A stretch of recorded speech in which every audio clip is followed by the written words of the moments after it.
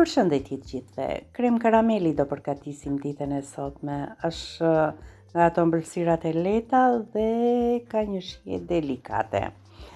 Filloj me përgatitjen. Kam bërë gati përbërësit, kam vënë edhe qumshtin të ngrohet pak në zjarr.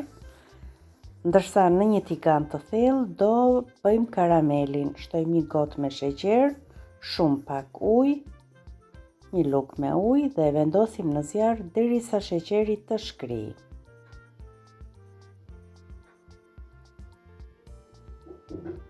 E lëm edhe pak sa të largohen të gjitha kokrizat e sheqerit. Në këtë moment karameli është gati. Këtu kam tasat e krem karamelit. I shtojmë karameli në fund. Dhe i kemi gati. Do përgatis 1 litër qumësht dhe 1 litër qumësht bën 6 tase me krem karamel.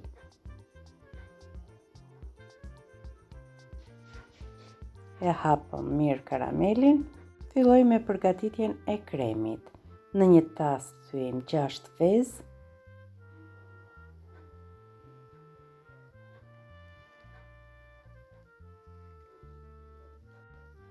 Këto janë vezë shati dhe do ta bëjnë krem karamelin të verdhë.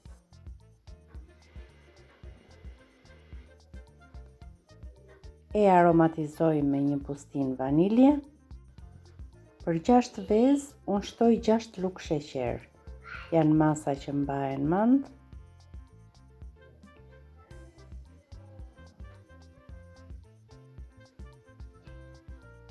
Shtojmë 1 lugë me liker.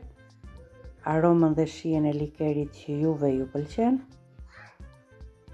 I bëjmë një përzierje të mirë dhe pak nga pak do fillojmë të shtojmë qumshtin e ngrohtë. Qumshtin e shtojmë gradualisht duke e përzierë dhe duke e shtuar. Më pas masën e kremit e kullojmë me një sitë dhe vendosim mbi karamelin. Krem karameli është nga ato ëmbëlsirat që piqet në banjomari. Ndaj dhe unë poshtë kam vendosur një tepsi, të cilës do t'i shtoj ujë më pas. Pjesën që ngelet lart të vezëve me një spatull e kulloj. Shtojmë tek gjysma e tepsisë me ujë dhe e pjekim për 40 minuta në 220 gradë. Pasi e kemi pjekur, e largojmë nga ujë me qëllim që të ftohet.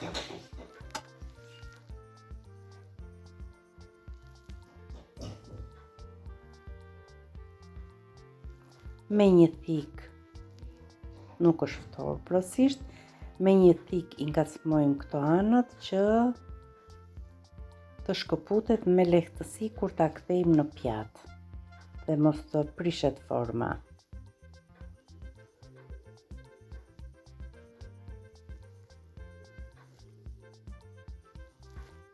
E shikojmë edhe me dorë që ka marrë shkëputjen, sigurohemi mirë dhe më pas e kthejmë në përpjatat e ëmbëlsirave. Dhe shikoni sa mirë që duket.